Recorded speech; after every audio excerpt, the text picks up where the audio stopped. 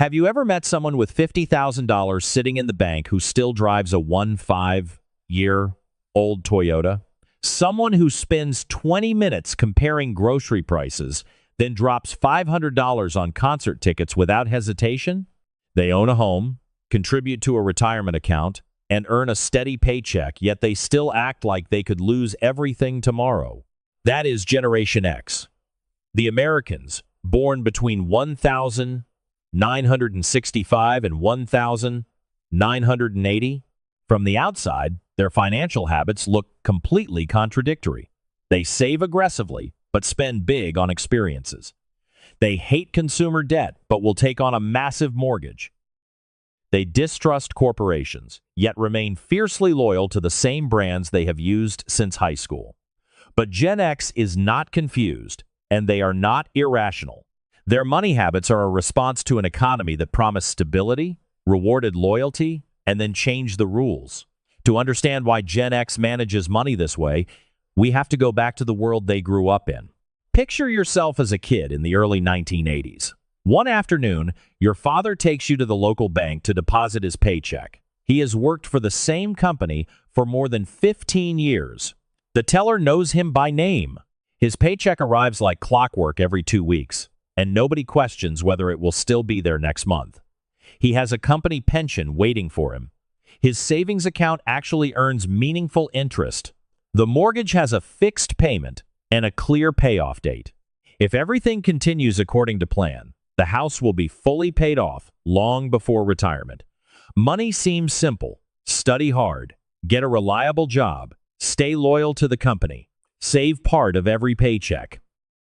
Buy a home, work for a few decades, then retire with security. That was the financial formula many members of Generation X were taught as children. They did not grow up believing they needed to become millionaires by age 30. They were not told to build a personal brand, launch an online business, monetize every hobby, or create 5 different income streams. They simply wanted to follow the path that had worked for their parents. And for a while it looked like the formula still worked. But as Gen X entered adulthood, the American workplace began to change. Companies stopped treating employees like long-term partners. Traditional pensions slowly disappeared, replaced by retirement accounts. Workers had to fund and manage themselves. Layoffs were no longer a last resort. They became a normal business strategy. People who had given 10, 20, or even 30 years to the same company could suddenly be escorted out with a cardboard box and a severance form. That was when Gen X began to understand that loyalty did not guarantee security. The old financial formula had not completely disappeared, but it was no longer a promise. And then one major economic shock arrived and shattered what remained of their faith in it. Now move forward to 2008. You are a Gen X adult in your late 30s or early 40s, and you have done everything you were told to do. You showed up to work every day. You contributed to your retirement account. You bought a home. You paid your bills on time and tried not to live beyond your means. You followed the formula. Then, in what felt like a matter of months, the entire system began to collapse around you. Your retirement account dropped sharply. The home you thought was building wealth lost a massive portion of its value. In some cases, the mortgage balance was now larger than what the house could actually sell for. At work, the layoffs began. Not just new employees, not just poor performers. People who had given 15 or 20 years of their lives to the same company were told to clear their desks, place their belongings in a cardboard box, and leave. That was the moment Gen X learned one of the most uncomfortable lessons about money. You can follow every rule and still lose. You can work hard and still lose your job. You can save consistently and still watch your wealth disappear. You can remain loyal to a company for decades, but that company is under no obligation to remain loyal to you. The 2008 financial crisis did more than reduce Gen X's net worth. It changed the way they viewed money, employment, homeownership, and security. They stopped believing that institutions would always protect them. They stopped assuming the stock market would recover exactly when they needed to retire. They stopped believing that buying a home automatically guaranteed long-term wealth. Gen X did not abandon the financial system. They kept working. They kept investing. They kept contributing to retirement accounts and making mortgage payments. But after 2008, they never trusted the system in the same way again. They still played the financial game. They just never forgot that the rules could change without warning. One of the most interesting things about Generation X is that they are deeply anxious about retirement, and yet they are some of the most persistent savers. They may not believe their financial plan will work perfectly, but they still contribute to their retirement accounts every month. They may distrust the stock market, but they continue investing through the ups and downs. They may already have a substantial emergency fund, but somehow the number still never feels large enough. Psychologists often describe this mindset as defensive pessimism. You assume something could go wrong, so you prepare in advance to reduce the damage if it actually does. For Gen X, losing a job is not some distant possibility. They have watched it happen to their parents, their coworkers, their neighbors, and sometimes to themselves. A recession is not just a chart in an economics textbook. It is the neighbor forced to sell a home. It is the coworker who suddenly loses health insurance. It is the retirement account that takes years to build and only months to shrink. That is why even a Gen Xer with significant savings may still struggle to feel financially secure. They may delay buying a new car even when they can easily afford one. They may repair the same appliance 3 times rather than replace it. They may keep enough cash to cover 6 months of living expenses because they want to know that if the paycheck disappears, the mortgage, groceries, and household bills will still be paid. To someone else, this may look like excessive anxiety.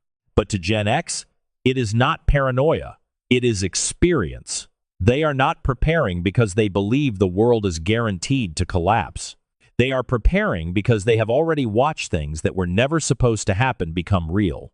Today, people talk about a side hustle as a way to follow a passion, escape the 9-to-5, or build financial freedom. But Generation X was creating extra income streams long before anyone gave the idea a catchy name. A Gen Xer might work a full-time job during the day, take on consulting projects at night, and manage a rental property on the weekend. They might sell handmade products, repair things for neighbors, or help run a small family business. But most of them are not planning to quit their main job tomorrow. They are not building extra income because they hate the 9-to-5. They are building it because they do not want their entire financial life controlled by one company. Once you have watched a loyal employee lose a job after 20 years, you begin to look at a paycheck differently. One source of income no longer feels secure. It feels like a single point of failure. That is why Gen X builds escape routes. The primary job pays the bills. Consulting adds to savings. Rental income supports retirement. A small business becomes a backup in case the company restructures, cuts benefits, or eliminates a position. This is not always about getting rich. It is financial insurance. Gen X understands that one door can close without warning, so they make sure another door is already open. This is the part of Gen X money psychology that confuses people the most. They can be extremely frugal in everyday life, yet spend hundreds or even thousands of dollars on a concert, a vacation, or a special experience. They may use coupons at the grocery store, compare prices across 3 different websites, and refuse to pay an extra $5 for shipping. Then they will buy a plane ticket to see the band they loved in high school. They may keep driving an old car long after they can afford a new one, but they will not hesitate to pay for a family trip they have been planning for years. From the outside, this looks contradictory, but the saving and the spending are driven by the same belief. Material possessions do not always create security. A home can lose value. A car starts depreciating the moment it leaves the dealership. Furniture breaks. Electronics become obsolete. Expensive possessions can quickly feel meaningless when the economy changes or income disappears. Gen X has already watched supposedly safe assets lose value. They understand that ownership does not always mean protection, but a memory works differently. The bank cannot repossess the concert you attended. The stock market cannot reduce the value of a family vacation. A recession cannot erase the night you finally saw the band you had waited 20 years to see. That experience is already yours. Gen X does not necessarily spend money on experiences because they lack discipline. In many cases, the opposite is true. They save carefully because they understand that the future is uncertain, but they also spend intentionally because they understand that life cannot be postponed forever. There is always another retirement target to reach. There is always a larger emergency fund to build. There is always another financial risk waiting somewhere in the future.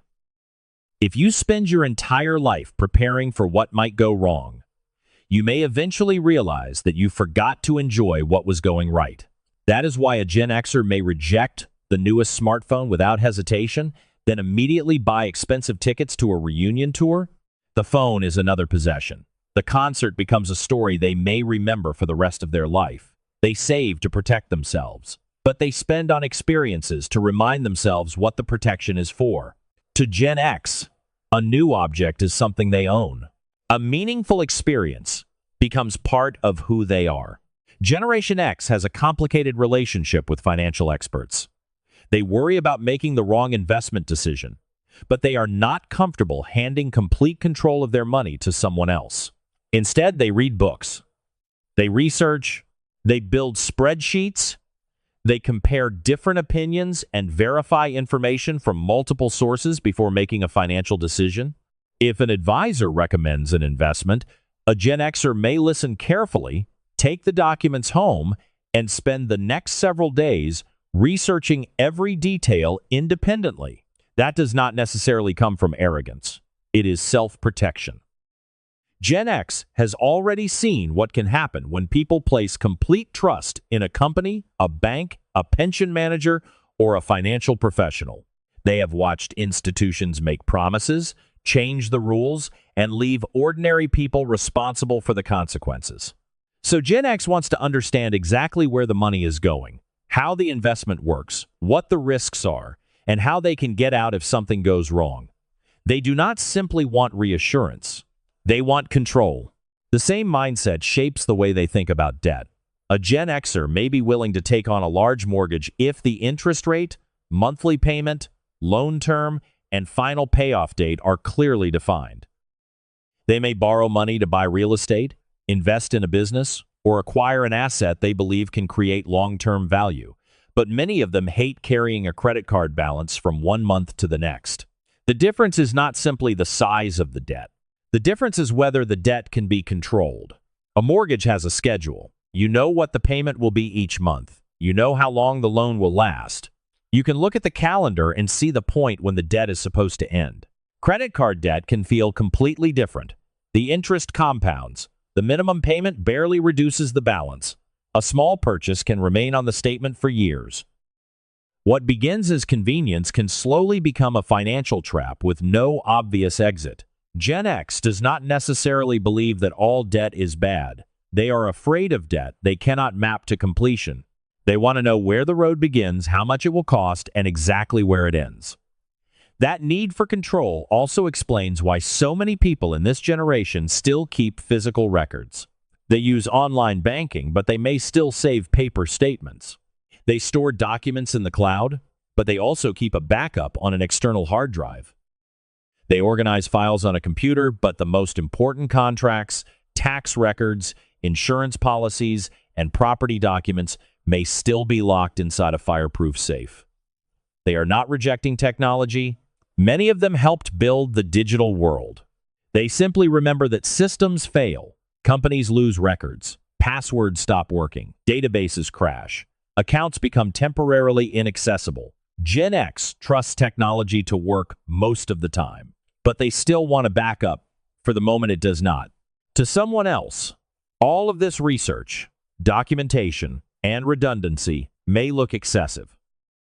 But for Gen X, it follows one consistent financial rule.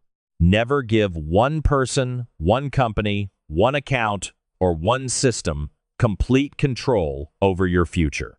When you step back and look at all of these habits together, Generation X is not confused about money. They are adapted. They were raised to believe that hard work would create security. Get an education, find a stable job, stay loyal, save consistently, buy a home, build a pension, retire comfortably. Then they watch stable jobs disappear. They watched traditional pensions get reduced or replaced. They watched home values collapse. They watched trusted companies, banks, and financial institutions change the rules when it became convenient. So Gen X adjusted. They learned to save more than other people thought was necessary. They built additional sources of income. They questioned financial advice instead of accepting it immediately. They avoided debt that could not be clearly controlled. They stored documents digitally, but also kept physical copies in case the system failed. And in the middle of all that caution, they still spent money on experiences that no recession, market crash, or corporate decision could take away. Gen X does not manage money only to become wealthy. They manage money so they are never completely trapped. They do not fully trust employers. They do not fully trust banks. They do not fully trust the market. And they definitely do not assume the system will always protect them. But they still participate. They still go to work. They still save. They still invest. They still make mortgage payments and prepare for retirement. They have not walked away from the financial system. They have simply stopped depending on it without a backup plan. Because Gen X learned a lesson that no personal finance book can fully teach. You can participate in the system. You can use its tools. You can build wealth inside it. But you should never allow your survival to depend completely on one employer, one investment, one institution, or one promise. Gen X still plays the financial game. They just keep an emergency fund nearby, a second source of income ready, and one eye on the exit. And in a world that becomes less predictable every year, maybe that is not pessimism. Maybe it is wisdom, the kind of wisdom you do not learn from a spreadsheet, the kind you pay for with experience.